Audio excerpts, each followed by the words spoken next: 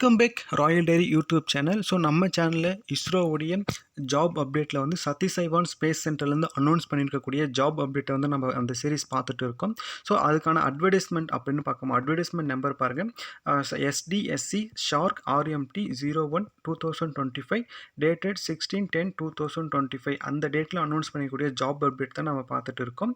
So இதுக்கான post என்ன, பே level என்ன, போஸ்ட் நேம் என்ன, பே level, educational qualification, discipline, allowance, age relaxation, இது பே லெவல் எல்லாம் பற்றியும் வந்து நம்ம டிஸ்கஸ் பண்ணிகிட்டு இருக்கோம். ஸோ ஒன் பை ஒன்னாக நம்ம எல்லாமே பார்த்துட்டு இருக்கோம். இதில் வந்து உங்களுக்கு இது எல்லாமே பார்த்தீங்கன்னா ஃபியூச்சர் ரெஃபரன்ஸ் பார்த்தீங்கன்னா உங்களுக்கு வந்து அட்வர்டைஸ்மெண்ட் நம்பரை வச்சு நீங்கள் வந்து உங்களுடைய போஸ்ட் கோடும் அண்டு அட்வர்டைஸ்மெண்ட் நம்பரை வச்சு தான் உங்களுக்கு வந்து ஃபர்தர் அப்டேட் வந்து நாங்கள் கொடுப்போம், ரெகுலர் அப்டேட் கொடுப்போம். ஸோ நீங்கள் வந்து நம்ம சேனலை வந்து சப்ஸ்கிரைப் பண்ணாமல் இருந்தீங்கன்னா சப்ஸ்கிரைப் பண்ணிவிட்டு, நீங்கள் நம்ம சேனலுக்கு புதியவராக இருந்தீங்கன்னா மட்டும் நம்ம சேனலுடைய ரீசன்ஸ் வீடியோ செக் பண்ணி பாருங்கள்.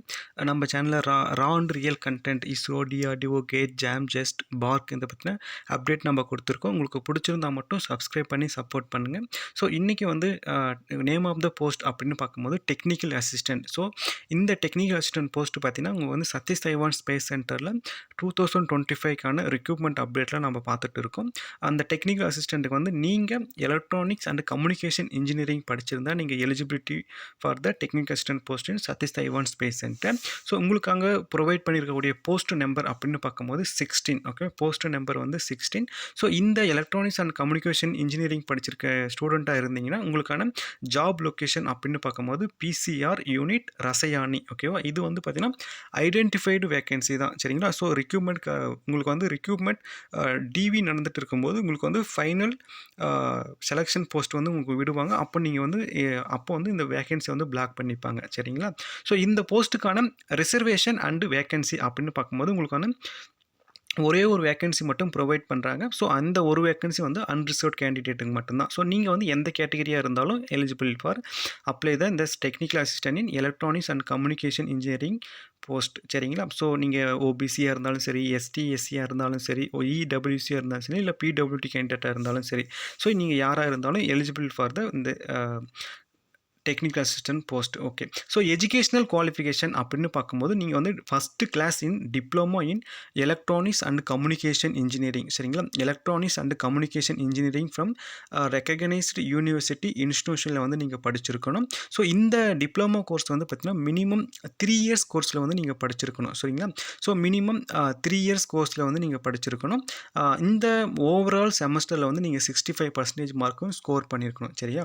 ஓகே, இந்த போஸ்ட்டுக்கு technical assistant in the electronics and communication engineering போஸ்ட்டுக்கான ஃபங்க்ஷனல் ரிக்ரூட்மெண்ட் அப்படின்னு பார்க்கும்போது SST BNRW SCH இந்த functional recruitment person with benchmark disability இருக்கிற ஸ்டூடெண்ட்டாக இருந்தீங்கன்னா நீங்களும் எலிஜிபிலிட்டி தான். ஸோ இதுக்கான அப்சர்வேஷன்ஸ் எல்லாமே நான் வந்து உங்களுக்கு வந்து தனி வீடியோவில் வந்து எக்ஸ்பிளைன் பண்ணியிருக்கேன்.